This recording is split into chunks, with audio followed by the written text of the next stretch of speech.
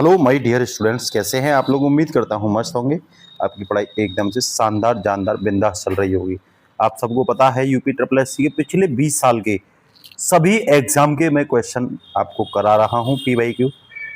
और विश्वास रखिएगा कि जब भी आप यूपी ट्रिपल एस सी या यूपी के किसी भी एग्जाम को देते हो, जहां तक आप यूपी पीसीएस को देते हो, तो भी आप यूपी स्पेशल में एकदम से कंफर्ट महसूस होंगे, क्योंकि जो आयोग पूछ रहा है मैं केवल वही बात कर रहा हूँ, इससे ज़्यादा नहीं कर रहा हूँ। ठीक है, तो पहला क्वेश्चन है, स्वतंत्रता के तुरंत बाद संयुक्त प्रांत, अब इसे उत्तर प्रदेश कहते हैं, कि पहले भारतीय आईजीपी पुलिस महानिरीक्षण कौन बने थे। किसकी बात कर रहा है ये? पुलिस महानिरीक्षण की बात कर रहा है। तो इसमें जो बी एन लाहिड़ी हैं, ठीक है, कौन? बी एन लाहिड़ी, ये पहले भारतीय पुलिस महानिरीक्षक बने थे उत्तर प्रदेश के। ठीक है ना, ध्यान रखना। इससे अब ये पहले भारतीय क्यों कह रहा है? ये पहले भारतीय इसीलिए कह रहा है कि इससे पहले जो थे वो भैया ब्रिटिशर्स थे। ठीक है ना, तो पहले कौन बने? B N Lahiri. ठीक है ना, 24 जनवरी 1950 को संयुक्त प्रांत का नाम ही क्या रखा था? उत्तर प्रदेश रखा था। ठीक है ना, इसके साथ ही नेक्स्ट दूसरा क्वेश्चन है, उत्तर प्रदेश पुलिस द्वारा लॉन्च किए गए त्रिनेत्र 2.0 एप्लीकेशन के संबंध में निम्न कथनों पर विचार कीजिए और बताइए कौन सा सही है। पहला कह रहा है, इसे जनवरी 2017 में पूरे उत्तर प्रदेश में यातायात उल्लंघनों की निगरानी, किसके लिए? मॉनिटरिंग के लिए, निगरानी करने के लिए लॉन्च किया गया था। तो ध्यान रखना आप लोग कि ये यातायात के उल्लंघनों की निगरानी के लिए नहीं था। पहला ऑप्शन क्या हो जाएगा? देखो, इसने बोला है कि भाई 2017 यातायाती निगरानी एक प्रकार से कर सकते हो, लेकिन ये 2017 जो कह रहा है, जनवरी 2017, ये गलत है, क्योंकि ये मार्च 2024 में क्या किया गया था?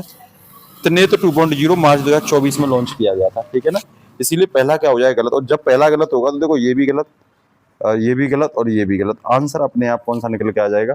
तो इस मेथड को कहते हैं एलिमिनेशन मेथड। आप लोग एक पता है और उसको श्योर करके आप अन्य ऑप्शन को भी क्या कर सकते हो? काट सकते हो इसके माध्यम से। ठीक है ना, उन ऑप्शन को आप क्या कर सकते हो? काट सकते हो। ठीक है, इसके साथ ही अगला कह रहा है, यह पहचान के उद्देश्य के लिए मशीन लर्निंग और डीप लर्निंग प्रौद्योगिकियों का उपयोग करता है। बिल्कुल करता है। यह पूरे राज्य में विचाराधीन कैदियों की स्थिति को ट्रैक करने के लिए अंडर ट्रायल मैनेजमेंट सिस्टम यूटीएमएस से भी जुड़ा हुआ है। तो इसके 2 और 3 क्या हो जाएंगे? एकदम सही हो जाएंगे। पहला वाला गलत हो जाएगा, तो आंसर सी इसका राइट आंसर हो जाएगा। ठीक है, नेक्स्ट कह रहा है, उत्तर प्रदेश के भीमनगर जिले का नाम बदलकर संभल किस वर्ष में किया गया था, रखा गया था? ये पूछा गया है। देखो, अभी इसी बार 2026 में पूछा गया लेखपाल के पेपर में। तो कब किया गया था? तो 2012 में किया गया था। इसका आंसर क्या होगा? 2012 में भीमनगर का नाम क्या रखा था भैया? संभल रखा था। क्या रखा था? संभल। तो ये आप लोग याद रखना, संभल नाम रखा था। ठीक है, इसी के साथ देखो आप लोग देख सकते हो 23 जुलाई 2012 ये डेट भी दे रखी है। संभल में 3 तहसील है, एक खुद संभल है, एक चंदौसी है और एक गुन्नौर है। ये तीनों तहसील किस में आती है? संभल में आती है, क्योंकि एक्स्ट्रा क्वेश्चन भी आपसे निकलवा सकता है। ठीक है, इसके साथ ही नेक्स्ट कह रहा है, भदोई को आधिकारिक तौर पर उत्तर प्रदेश के 65वें जिले के रूप में किस तिथि को बनाया गया था? तो ये 30 जून 1994, ए इसका आंसर हो जाएगा। 30 जून 1994 को आधिकारिक तौर पर उत्तर प्रदेश का 65वां डिस्ट्रिक्ट बनाया गया था, मतलब 65वां जिला बनाया गया था। ठीक है, यूपी ट्रिपल एस सी जे जूनियर इंजीनियर के एग्जाम में ये पूछा गया क्वेश्चन है। और ध्यान रखना, उस समय तत्कालिक मुख्यमंत्री मुलायम सिंह यादव थे जिस समय ये बनाया गया था। कह रहा वाराणसी से, ये भी पूछ लेगा अब कहाँ से अलग किया गया था। तो ये वाराणसी जिले से अलग करके भदोई बनाया गया था। और भदोई जो है हस्तनिर्मित कालीनों के लिए क्या है? प्रसिद्ध है। हाथ से बनाई हुई कालीन के लिए ये काफी ज्यादा क्या है भाई? फेमस है। ठीक है, कह रहा है यूपीएसआरएलएम ने रिस्क रिड्रेसल फंड के तहत एससी एसटी के आरक्षित सदस्यों के लिए प्रावधान कितने रुपए का प्रावधान किया गया था? तो 2250 रुपए का प्रावधान किया गया था।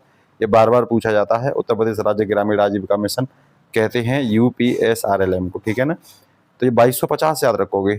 इसका उद्देश्य है आजीविका गतिविधियों में जोखिम की स्थिति में आर्थिक सहायता प्रदान करना। ठीक है ना, तो ये इसका उद्देश्य है। अगला क्वेश्चन है, उत्तर प्रदेश की पहली महिला राज्यपाल, अभी उत्तर प्रदेश की पूछ रहा है, तो आप सीधा सीधा निशान लगाना सरोजिनी नायडू, ये आप स्क्रीन पर देख रहे होंगे। ठीक है ना, सरोजिनी नायडू उत्तर प्रदेश की पहली महिला राज्यपाल है। आप बताओगे उत्तर प्रदेश की पहली महिला मुख्यमंत्री कौन है? ठीक है, और पुरुष मुख्यमंत्री भी कौन है? ठीक है ना, कौन बने थे? ठीक है, आप लोग ये बताओगे सबसे ज्यादा बार उत्तर प्रदेश में कौन महिला मुख्यमंत्री के पद पर रही हैं? सबसे ज्यादा बार। ठीक है, और भारत की पहली महिला प्रधानमंत्री कौन बनी है? ठीक है, और महिला पे ही बात आती है तो ये एक सबसे इंपोर्टेंट क्वेश्चन है। आप लोग ये बताओगे कौन महिला हैं जिनको 2 बार नोबेल प्राइज मिला है विज्ञान का? एक बार केमिस्ट्री का, एक बार फिजिक्स का। कौन महिला है वो इनको 2 बार मिला है, ठीक है ना, ये आप लोग बताओगे। कह रहा है देश की पहली महिला राज्यपाल बनी थी उत्तर प्रदेश की राज्यपाल आनंदीबेन पटेल इस समय है वर्तमान में, ठीक है। कह रहा उत्तर प्रदेश में सर्वाधिक बार राज्यपाल के पद पर मोहम्मद शफी कुरैशी और बीएल जोशी, शफी कुरैशी और बीएल जोशी ज्यादा बार क्या रहे हैं उत्तर प्रदेश में राज्यपाल के पद पर विराजमान रहे हैं। देखो इन्हीं पर एक क्वेश्चन और है, कह रहा अभी तो उत्तर प्रदेश की कह रहा था, अब कह रहा भारत की पहली महिला राज्यपाल, तो यही इन्हीं का नाम आएगा, सरोजिनी नायडू का, ठीक है ना। तो कह रहा 15 अगस्त 1947 से लेकर के 2 मार्च 1949 तक उत्तर प्रदेश की राज्यपाल के रूप में इन्होंने संभाला था। इन्हें कवित्री थी, ध्यान रखना, और द गोल्डन थ्रेशोल्ड और द वर्ड ऑफ टाइम, ये दोनों जो कविता संग्रह हैं ये इन्हीं के हैं, किसके, सरोजिनी नायडू के हैं। ध्यान रखना, द गोल्डन थ्रेशोल्ड और दूसरा है द वर्ड ऑफ टाइम, ठीक है ना, याद रखना, द वर्ड ऑफ टाइम भी इन्हीं का ही है भैया, ठीक है। इसी के साथ नेक्स्ट निम्न में से कौन उत्तर प्रदेश के राज्यपाल रह चुके हैं, तो श्री राम नाईक, ये सबको पता है, श्री राम नाईक उत्तर प्रदेश के राज्यपाल रहे हैं, 2014 से लेकर के 2019 का कार्यकाल इनका रहा था। अभी वर्तमान में कौन है, आनंदीबेन पटेल हैं, ठीक है। प्रतिभा देवी सिंह पाटिल जो है भारत की पूर्व राष्ट्रपति रह चुकी हैं, ठीक है ना, ये जो क्वेश्चन दे रखा है। श्री मार्गरेट अल्वा की बात करें तो ध्यान रखना ये भी गोवा की राज्यपाल रह चुकी हैं। कल्याण सिंह उत्तर प्रदेश के मुख्यमंत्री थे और राजस्थान के राज्यपाल रहे हैं, ठीक है। इसके साथ ही नेक्स्ट अगर मैं बात करूं आपसे, अगला क्वेश्चन है लाल बहादुर शास्त्री के बारे में निम्नलिखित कथनों पर विचार कीजिए। कह रहा उनका जन्म मुगल सराय उत्तर प्रदेश में हुआ था, उन्होंने जय जवान जय किसान का नारा दिया था, उन्होंने भारत के दूसरे प्रधानमंत्री के रूप में कार्यभार संभाला था। तो तीनों के तीनों आंसर इसमें क्या है, एकदम सही है, सी इसका आंसर हो जाएगा, मुगल सराय, जय जवान जय किसान और दूसरे भारत के जवाहरलाल नेहरू के बाद बनने वाले यही, और इन्हीं के समय हरित क्रांति आई थी, ठीक है ना, भारत में जय जवान जय किसान का नारा इन्होंने ही दिया था, ठीक है ना। 1 अक्टूबर 1904 को इनका जन्म हुआ था और 9 जून 1964 से 11 जनवरी 1966 के दौरान 18 महीने तक भारत के क्या रहे थे, प्रधानमंत्री के रूप में रहे थे। और ये ऐसे प्रधानमंत्री हैं जिनकी मृत्यु भारत से बाहर हुई थी। आप लोग बताओगे भारत से बाहर इनकी मृत्यु कहाँ पर हुई थी और किस वर्ष इनकी मृत्यु हुई थी, कमेंट में बताओगे सही बच्चे, लाल बहादुर शास्त्री की, ठीक है ना। इसके साथ ही नेक्स्ट में क्वेश्चन है निम्न में से किस राज्य में द्विसदनीय विधानमंडल नहीं है, ये भी क्वेश्चन इंपोर्टेंट है, ध्यान रखना। राजस्थान में है, उत्तर प्रदेश में है, सॉरी राजस्थान में नहीं, उत्तर प्रदेश में है, तेलंगाना में है और महाराष्ट्र में है। राजस्थान में प्रस्ताव दिया गया है लेकिन अभी प्रस्ताव को पास नहीं किया गया संसद के द्वारा द्विसदनीय व्यवस्था के लिए। वर्तमान में किन किन राज्यों में, पूछ लो भाई, देख लो, तैयार कर लो, बहुत इंपॉर्टेंट है, पूछी जाती है ये। देखो बिहार में है, उत्तर प्रदेश में है, महाराष्ट्र में, 3 तो ये हो गई, फिर कर्नाटक, तेलंगाना और आंध्र प्रदेश, इन 6 में इस समय द्विसदनीय व्यवस्था है। और द्विसदनीय व्यवस्था का मतलब होता है विधानसभा, एमएलए और विधान परिषद, मतलब जो एमएलसी होते हैं, शिक्षक विधायक होते हैं, तो इसे कहते हैं द्विसदनीय व्यवस्था, ठीक है। तो अभी 6 राज्यों में है। नेक्स्ट क्वेश्चन है आपके सामने, उत्तर प्रदेश नगर पालिका अधिनियम की किस धारा के तहत स्थानीय निकायों के निदेशकों की नियुक्ति की जाती है, तो 31 खा के तहत की जाती है, 31 बी कह लो या खा कह लो, ठीक है ना। इसके तहत जो है स्थानीय निकायों के निदेशक जो होते हैं, ठीक है ना, ये जो डायरेक्टर जो होते हैं उनकी नियुक्ति की जाती है, ठीक है। इसको याद रखना। वर्तमान में उत्तर प्रदेश में 17 नगर निगम हैं, 200 नगर परिषद हैं और 545 नगर पंचायत हैं, ठीक है ना। तो ये भी इम्पोर्टेंट है आपके लिए जानना। अगला क्वेश्चन आपके सामने है, उत्तर प्रदेश के राज्य चिन्ह में क्या दर्शाया गया है, और ये इन्फोर्समेंट कांस्टेबल में पूछा गया सवाल है। तो इसमें भैया धनुष बाण और मछलियों की एक जोड़ी दर्शाई गई है, तो 20 का क्या हो जाएगा, आंसर हो जाएगा। देख रहे हैं, धनुष बाण है, मछलियों की जोड़ी है और ये नदियों का बहाव है, ठीक है, गंगा यमुना मिलती है जाके संगम में, तो वो सब यहाँ दर्शाया गया है। कह रहा मछली अवध के पूर्व मुस्लिम शासक को दर्शाती है, ठीक है। धनुष और तीर यह प्रतीक भगवान राम से संबंधित है, अयोध्या में इक्ष्वाकु वंश के राजा थे राम। और उत्तर प्रदेश की नदी संस्कृति को, ये जो वृत्त तरंगे हैं, ये जो तरंगे हैं, ये गंगा यमुना की तहजीब को दर्शाती हैं, ठीक है। इसके साथ ही नेक्स्ट क्वेश्चन है अगला, कह रहा आज तक उत्तर प्रदेश विधानसभा का गठन कितनी बार हो चुका है, और ये क्वेश्चन रिपीटेशन आ रहा है, एक बार मैंने और पहले करा दिया है, तो ये 18 बार क्या हो जाएगा, 18 बार इसका आंसर हो जाएगा। कितनी बार, 18 बार इसका आंसर हो जाएगा, ठीक है भाई, कितनी बार होगा, 18 बार इसका आंसर हो जाएगा। अब आगे चलते हैं। कह रहा है प्रथम विधानसभा का गठन जो हुआ था उत्तर प्रदेश में, वो भैया 3 मार्च 1952 को हुआ था, तब से अब तक 18 बार हो चुका है। 18वीं जो विधानसभा है वो 11 मार्च 2022 को इसका गठन किया गया था और इसके अध्यक्ष हैं सतीश महाना, ठीक है ना। कह रहा बनारसी दास एवं श्रीपति मिश्र उत्तर प्रदेश के विधानसभा के ऐसे अध्यक्ष थे जिन्होंने उत्तर प्रदेश के मुख्यमंत्री के रूप में भी पदभार संभाला था। कौन से, बनारसी दास और श्रीपति मिश्र, ये ऐसे विधानसभा अध्यक्ष रहे हैं जिन्होंने उत्तर प्रदेश के मुख्यमंत्री के रूप में भी पद को संभाला था। ठीक है भाई। अगला क्वेश्चन आपके सामने है भाई, कौन साहब उत्तर प्रदेश में राज्यसभा की सीटें कितनी हैं? तो इनमें से कोई नहीं आंसर आएगा, क्योंकि उत्तर प्रदेश में राज्यसभा की सीटों की संख्या भैया 31 है। ठीक है। कह रहा लोकसभा की कितनी है? तो 80 सीटें। विधान परिषद की कितनी है? 100। तो विधानसभा की कितनी है? 403। और विधान परिषद की में कौन कौन में कितना कितना सीट होती है? तो विधानसभा से एमएलए से 38 सीट सबसे ज्यादा, स्थानीय निकायों से 36 सीट दूसरे नंबर पर, तीसरे नंबर पर शिक्षक निर्वाचन में 8 सीट और स्नातक निर्वाचन में 8 सीट। राज्यपाल 10 सीटों को क्या करता है? एमएलसी को मनोनीत करता है। तो 100 में से ये कहाँ कहाँ से कौन कौन कितना करता है? सबसे ज्यादा एमएलए चुनते हैं, ध्यान रखना 38 सीट को। ये जानना बहुत जरूरी है आपके लिए, पूछा जाता है एग्जाम में, कई बार पूछा भी गया। उत्तर प्रदेश में गोमती नदी बेसिन के अंतर्गत कौन से जिले आते हैं? तो ध्यान रखना लखनऊ गोमती नदी पर है, तो लखनऊ, शाहजहांपुर और हरदोई। कौन सा? लखनऊ, शाहजहांपुर और हरदोई, बी आंसर हो जाएगा, ये ध्यान रख लेना। ठीक है। कह रहा है गोमती नदी का उद्गम पीलीभीत जिले से पनौली फलौरताल गोमत ताल से हुआ है। ठीक है ना, पनौली फलौरताल, इन नामों को याद रखना, अजीब से नाम एग्जाम में कई बार पूछे जाते हैं। कह रहा पीलीभीत में यह नदी शाहजहांपुर, खीरी, हरदोई, सीतापुर, लखनऊ, सुल्तानपुर, जौनपुर आदि से बहती हुई गाजीपुर के निकट कैथी नामक स्थान पर गंगा में क्या हो जाती है? मिल जाती है। कौन सी? गोमती नदी। तो कैथी नामक स्थान पर मिलती है, ये जानना आपके लिए बहुत जरूरी है। ठीक है।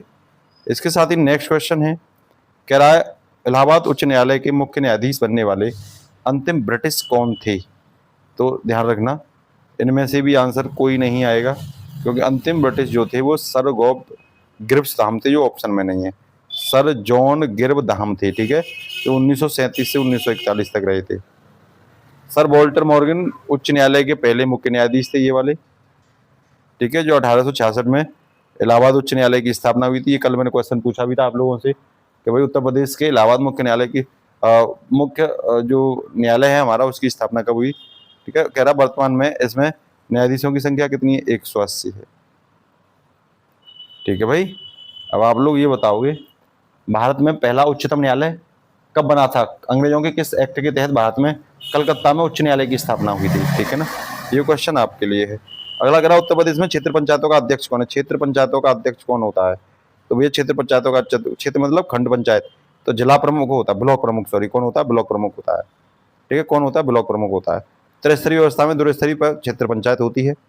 ब्लॉक प्रमुख का चुनाव ग्राम सभा द्वारा चुने गए क्षेत्र के सदस्यों द्वारा किया जाता है, जैसे बीडीसी वगैरह होते हैं वो करते हैं। कह रहा है क्षेत्र पंचायत प्रमुख के विरुद्ध अविश्वास प्रस्ताव चुने जाने से 1 वर्ष के भीतर नहीं लाया जा सकता, और ऐसे प्रस्ताव के लिए कम से कम 2/3 सदस्यों की सहमति की आवश्यकता होती है। ऐसा नहीं है वो चुन लिया और तुम आप 1 साल के अंदर अंदर उसके अविश्वास प्रस्ताव लाओगे कि इस पर अविश्वास नहीं है, इसे हटा दिया जाए। 1 साल के भीतर भीतर आप नहीं ला सकते अविश्वास प्रस्ताव। ठीक है ना। और इसका चुनाव जो ग्राम सभा द्वारा क्षेत्र पंचायत सदस्य चुने जाते हैं, बीडीसी मेंबर वगैरह, वो भैया ब्लॉक प्रमुख का क्या करते हैं? चुनाव करते हैं। ठीक है। आप लोग मुझे ये बताओगे भारत में जो त्रिस्तरीय है स्थानीय शासन में, ये कौन सी समिति की सिफारिश पर लागू किया गया था? और इंडिया में सबसे पहली पंचायत किस प्रधानमंत्री ने किस राज्य में किस जगह पर और किस वर्ष किस तारीख को बनाई थी? ठीक है ना, जगह मैं बताऊंगा, मैं नहीं बता रहा, आप ही बताओगे सब कुछ। ठीक है। ललितपुर जिला का एक हिस्सा कौन सा है? तो ललितपुर जो है ना वो झांसी, ठीक है ना, मंडल का है। कौन सा है? झांसी मंडल सी में है, तो ललितपुर झांसी मंडल के अंतर्गत आता है, ध्यान रखना। कह रहा ललितपुर जिला 3 तरफ से मध्य प्रदेश से घिरा हुआ है। आपको पता ही अच्छी तरह, ललितपुर जिले की स्थापना 1 मार्च 1974 को हुई थी, झांसी से अलग हुआ था ये। और झांसी डिवीजन में 3 जिले आते हैं, जालौन, ललितपुर और खुद झांसी। तो जालौन, ललितपुर और झांसी, ये 3 जिले आते हैं। इसके साथ ही नेक्स्ट क्वेश्चन है, कह रहा है संगत करें, मिलान करें। तो मैंने बताई थी राज्यपाल जो है ना वो 10 सदस्यों को क्या करता है? मनोनीत करता है। और जो विधायक होते हैं विधानसभा वाले, वो 38 सदस्यों को मनोनीत करते हैं। कितनों को? 38 को करते हैं। स्थानीय निकाय वाले जो होते हैं वो 36 सदस्यों को करते हैं। कितने को? स्थानीय निकाय वाले 36 सदस्यों को करते हैं। शिक्षक और जो स्नातक होते हैं वो 8-8 सदस्यों को मनोनीत करते हैं। तो अपने आप ही आंसर डी निकल के आ रहा है, BADC। कौन सा रहा है? BADC। कह रहा है उत्तर प्रदेश विधान परिषद में 100 सदस्य होते हैं, जिनकी संख्या उत्तर प्रदेश विधान परिषद का गठन 1964 में हुआ था, ये भी ध्यान रख लेना। और 1/3 विधानसभा का, 1/3 से ज़्यादा विधान परिषद के सदस्य नहीं होते, ऐसा माना जाता है। ठीक है। कह रहा कौशाम्बी एक हिस्सा है, किस मंडल का कौशाम्बी हिस्सा है? तो सीधा सीधा आप लोग हिट मार देना, प्रयागराज मंडल का हिस्सा है। किसका? प्रयागराज मंडल का। और प्रयागराज में 4 जिले आते हैं, कौशाम्बी, प्रतापगढ़, फतेहपुर और प्रयागराज। ये 4 जिले भाई साहब किस में आते हैं? झांसी डिवीजन में 3, ठीक है ना, और प्रयागराज में 4, ठीक है। और प्रयागराज जिले जो कौशाम्बी जिला जो है प्रयागराज से अलग हुआ था 4 अप्रैल 1997 को। जिसका मुख्यालय पूछे प्रयागराज डिवीजन का तो मंझनपुर है। कहाँ पे है? मंझनपुर। ये कई बार मैंने आपसे पूछ लिया, 1-2 बार और ये क्वेश्चन आ गया है, तो वहां भी मैंने आपसे ये पूछा था। क्या निम्न में से कौन सा जिला अलीगढ़ मंडल का हिस्सा नहीं है? तो भैया एक चीज बताइए आप लोग, क्या बदायूं अलीगढ़ मंडल में आएगा? तो बिल्कुल नहीं आएगा।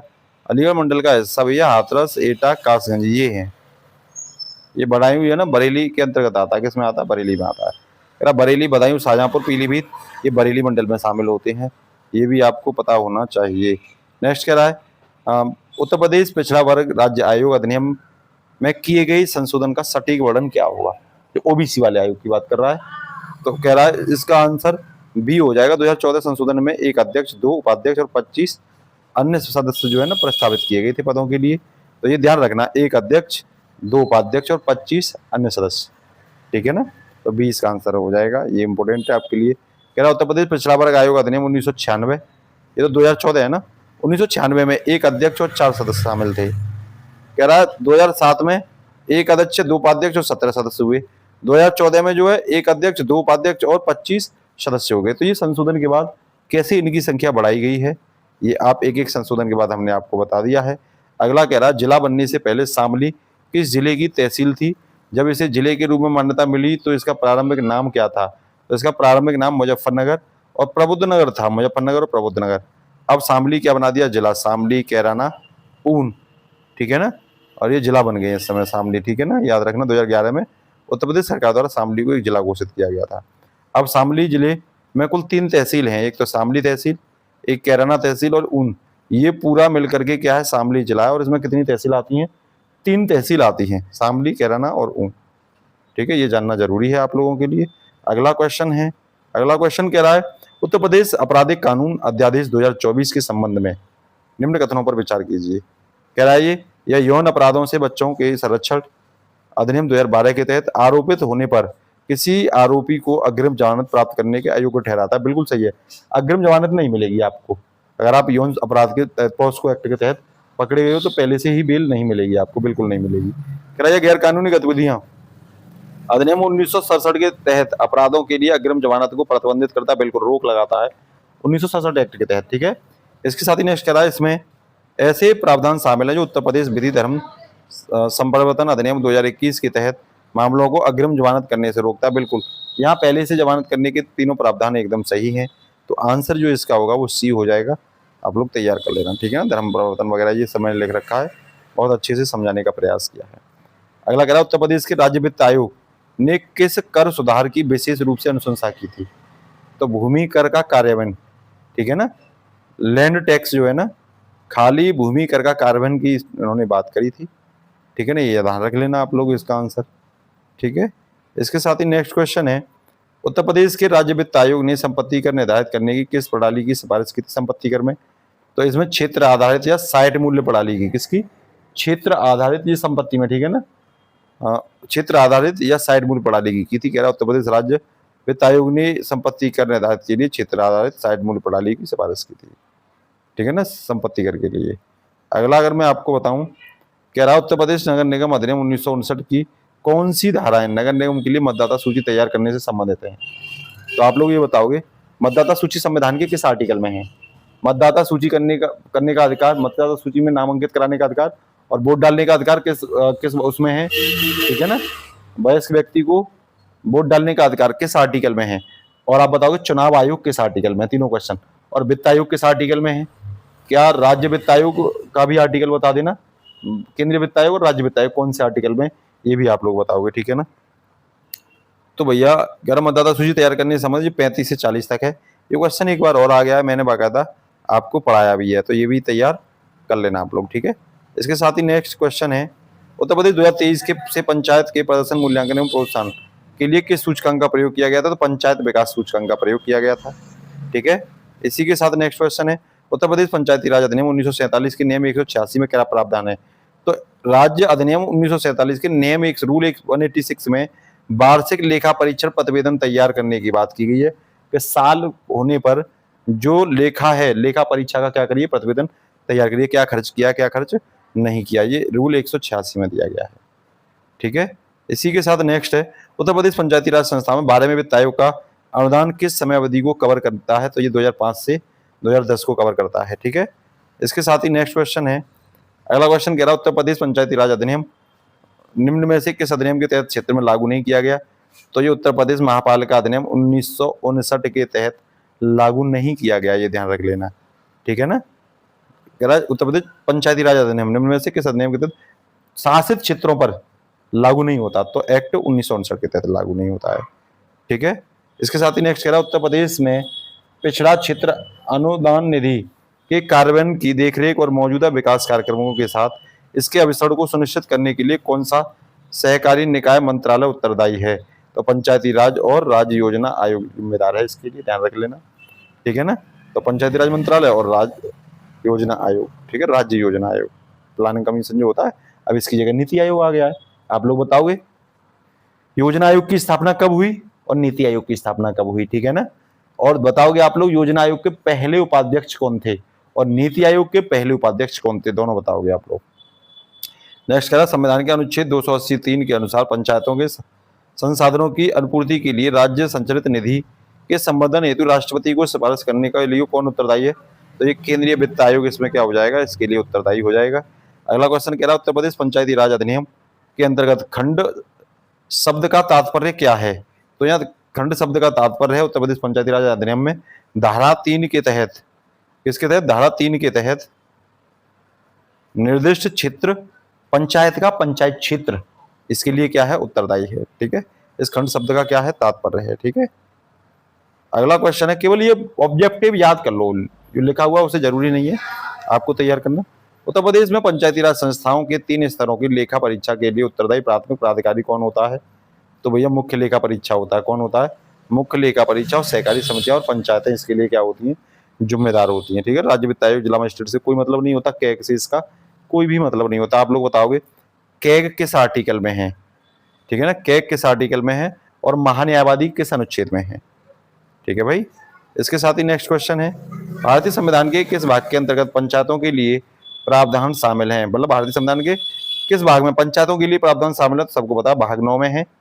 ठीक है, और आप लोग ये बताओगे मुझे कि पंचायतें जो हैं, ग्राम पंचायतें जो हैं, मैं ग्राम सभा किस आर्टिकल के तहत बनती है? ठीक है, आर्टिकल 243 से स्टार्ट होते हैं, लेकिन किस किस आर्टिकल के तहत बनती है आप लोग ये बताओगे मुझे। ठीक है, भाग 9 में क्या क्या दे रखा है ये सब आपको पता ही है। ठीक है ना, पंचायतों का गठन, पंचायतों की संरचना, निर्वाचन, आर्यता क्या है, शक्तियां क्या है, उत्तरदायित्व क्या है, ये सब भाग 9 में दे रखा है अलग अलग आर्टिकल में। वहीं आपको बस ये बताना है ग्राम सभा किस आर्टिकल के तहत बनती है। ठीक है, उत्तर प्रदेश के लोकायुक्त के बारे में निम्नलिखित कथनों में से कौन सा सही है? या भारत के उत्तर प्रदेश राज्य के एक भ्रष्टाचार विरोधी संगठन है? अगला कह रहा है लोकायुक्त पद का 1985 के लोकयुक्त अधिनियम के तहत स्थापित हुआ था। तो 1985 नहीं था, ये 1975 था। तो ये तो बी तो गलत हो जाएगा। बी क्या हो जाएगा, गलत हो जाएगा। तो देखो बी से ये भी गलत हो गया, ए भी गलत हो गया। ठीक है, अगर कह रहा विशंबर दयाल को उत्तर प्रदेश का पहला लोकायुक्त चुना गया, ये क्वेश्चन एकदम सही है। तो ए और सी इसका क्या हो जाएगा, ए और सी आंसर हो जाएगा, और ए सी में है। ठीक है, सी इसका क्या हो जाएगा, आंसर हो जाएगा। अगला क्वेश्चन क्या है, अगला क्वेश्चन कह रहा है 2008 में उत्तर प्रदेश के किस जिले का नाम बदलकर काशीराम नगर रख दिया था? तो ध्यान रखना, काशीराम नगर कासगंज का नाम बदल कर रखा था। किसका? कासगंज का नाम 2008 में। ठीक है ना, ये 71वां जिला बना था उत्तर प्रदेश का, और 1993.8 किलोमीटर में ये फैला हुआ, और अलीगढ़ मंडल का क्या है, ये हिस्सा है। किसका? अलीगढ़ मंडल का ये हिस्सा था। ठीक है, अगला कह रहा उत्तर प्रदेश के महत्वपूर्ण राज्य सरकार संस्थानों के बारे में निम्न में से कौन सा सही है? उत्तर प्रदेश लोक सेवा आयोग की स्थापना 1937 में हुई थी, एकदम सही बात है। उत्तर प्रदेश मानवाधिकार आयोग की स्थापना 1996 में हुई थी, भाई ये भी सही है। उत्तर प्रदेश सूचना आयोग 1948 में इसकी स्थापना हुई थी, तो ये सी गलत हो जाएगा, 1948 में नहीं हुई थी, ध्यान रखना। उत्तर प्रदेश सूचना आयोग की स्थापना पूछे तो ये 2005 में हुई थी। ठीक है, कब हुई थी? 2005 में, जब सूचना अधिकार अधिनियम आया था। ठीक है ना, तो इसका आंसर ए हो जाएगा। क्या हो जाएगा? ए इसका आंसर हो जाएगा। अगला क्वेश्चन क्या है आपके लिए, उत्तर प्रदेश के निम्न में से किस जनपद पश्चिम से पूर्व का सही क्रम है? पश्चिम से पूर्व की ओर कौन सा? तो देखो ये देख रहे हैं, पहले औरैया पड़ेगा, फिर हमीरपुर, फतेहपुर और फिर जौनपुर पड़ेगा। तो इसमें बी आंसर हो जाएगा इस क्रम में। ठीक है, ये क्रम भी आपको कई बार मैप जब उत्तर प्रदेश का देखते हो तो भैया क्रम जरूर देख लिया करिए। अगला क्वेश्चन है, उत्तर प्रदेश की 18वीं विधानसभा के अध्यक्ष के रूप में सर्वसम्मति से किसे चुना गया था? तो 18वीं विधानसभा में सतीश महाना को चुना गया था। किसको? सतीश महाना को। आप बताओगे हृदयनाथ दीक्षित कौन थे, इन पर कौन सा पद था? ठीक है, और इनके बारे में बेसिक सी बात करूं, सतीश महाना के में तो 18वीं विधानसभा में चुने गए थे। 2022 से 2027 तक इनको चुना गया है। और 17वीं विधानसभा के कौन रहे थे? हृदय नारायण दीक्षित रहे थे। ठीक है भाई। अगला क्वेश्चन है आपके लिए, अक्टूबर 2021 तक उत्तर प्रदेश राज्य में कुल कितने नगर निगम हैं? मैंने क्वेश्चन आपसे पूछा था उत्तर प्रदेश में कितनी रामसर साइट हैं, और 99 और 100वीं जो रामसर साइट है वो किस राज्य की है और कौन कौन सी रामसर साइट हैं, कमेंट में आप लोग जरूर बताओगे। और आर्द्र भूमि दिवस कब मनाया जाता है, आप लोग ये भी बताओगे। ठीक है ना। भारत में कुल कितनी रामसर साइट है ये भी बताओगे वर्तमान तक। तो भैया ध्यान रखना, नगर निगम की बात अगर आपसे पूछे तो 17 नगर निगम है। कितने? 17 नगर निगम। अक्टूबर 2021 तक उत्तर प्रदेश में 17 नगर निगम है। नगर पालिका परिषदों की संख्या 200 है और नगर पंचायतों की संख्या 545 है। शाहजहांपुर राज्य का नवीनतम नगर निगम है जो 2018 में बनाया गया था। कह रहा है इलाहाबाद, प्रयागराज, अलीगढ़, कानपुर और लखनऊ सबसे पुराने 1959 में इनको नगर निगम बनाया गया था। ठीक है ना। तो आज की क्लास कैसी लगी आप लोग जरूर बताना। हमारी कोशिश यही होती है कि एक से एक शानदार क्लास आपको दी जाए। नमस्कार, जय हिंद, ऑल द बेस्ट बच्चों। कमेंट जरूर किया करिए और नए हो तो चैनल को सब्सक्राइब भी कर लिया करिए। ठीक है ना। तो आज के लिए इतना ही।